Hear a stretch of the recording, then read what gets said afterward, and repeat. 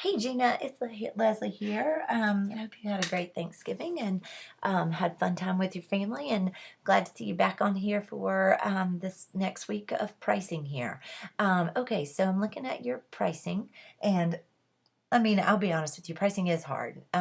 It's not easy for anybody, so don't get discouraged. And pricing is a journey in my mind. I mean, you have to work at getting it to where it meets the needs of your clients and meets your needs, really. I think that reviewing your pricing often and making sure that you've got items on there that really appeal to your specific market and your specific clients are really the way to go.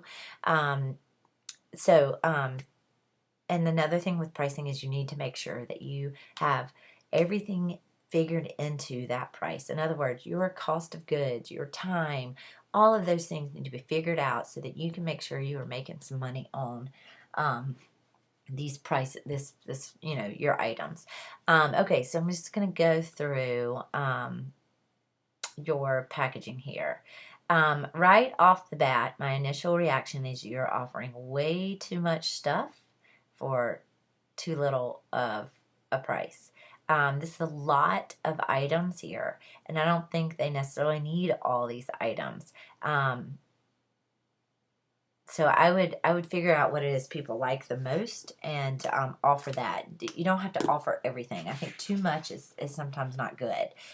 So when I look at this $1,500 package and you're getting everything, I mean $1,500 may sound like a lot to some people, but when you think about they're getting the disc, they're getting Facebook images, they're getting a canvas, they're getting an album, they're getting gift prints, they're getting wallets, they're getting everything, and $1,500 just is not enough.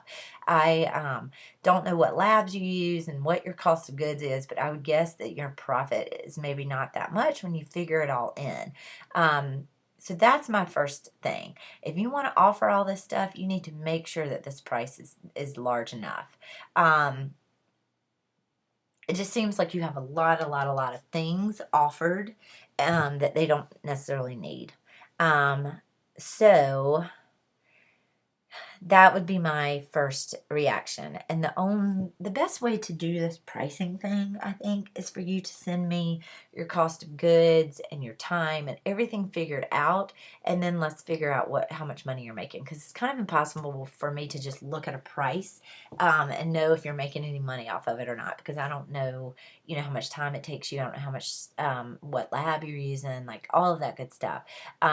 So if you want, help with that, I'd be happy to look at that. If you could send me the cost of goods, and every single thing that goes into producing each one of these items. I think that's a good starting point, rather than starting with the price and trying to fill it in.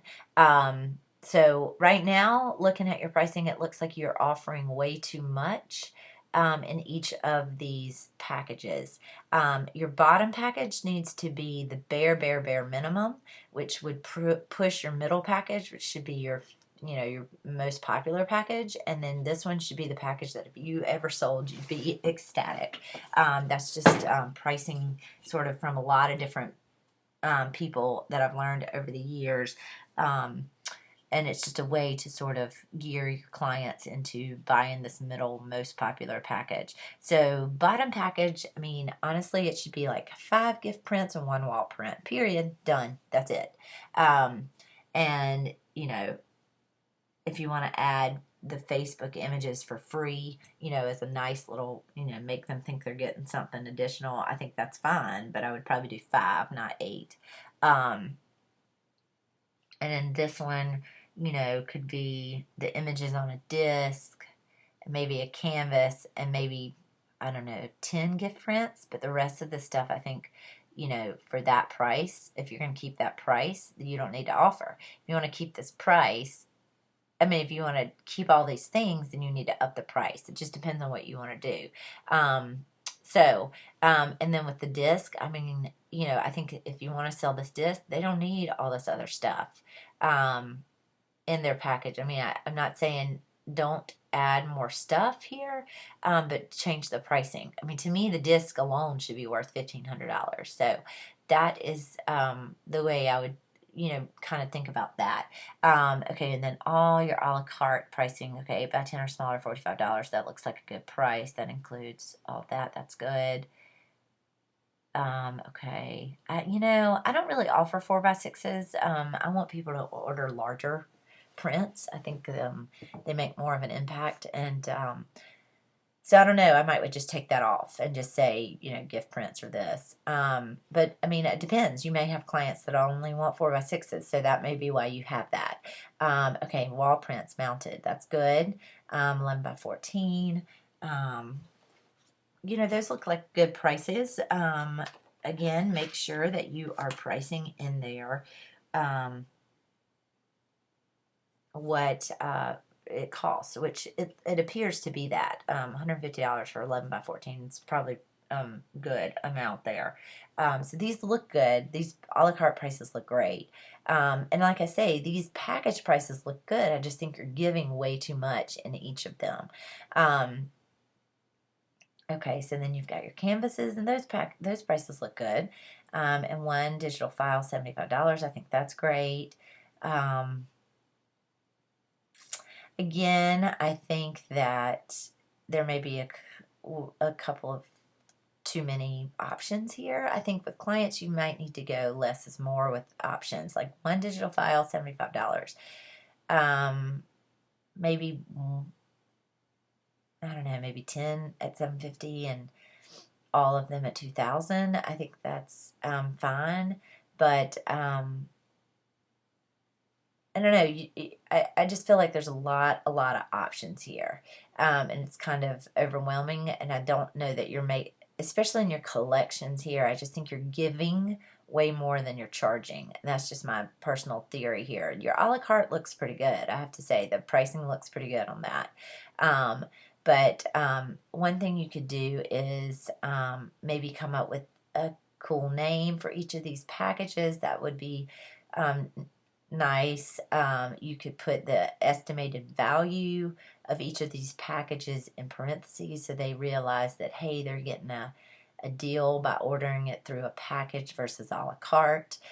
You could put whichever one of these is the most popular on there, that, actually put most popular package beside it so they see that and I go straight to that, and then they sort of buy whatever everybody else buys. I think that's good. I don't even mind your discount here for their a la carte items in case there's something they want. But like I say, you've got so many things in here. I would be curious to see, does anybody ever buy anything extra? Instead, why don't you take some of these things out and then they can get a discount on a few of these if that's what they want. So that would be my suggestion there. Overall, the idea behind it all is good, and I think you're on the right track. I just think maybe you're adding a little too many things um, in here for them. So yeah, so that like I say, if you want to send me over your cost of goods and like the time it takes you to do all this stuff and figure all that in, we can look at the prices a little more in depth. But overall, I think you're doing a really good job. But I would just revamp this package deal and not offer so much or either up the prices a lot. So that's my theory. I hope this helps. And if you have any questions, let me know. Thanks.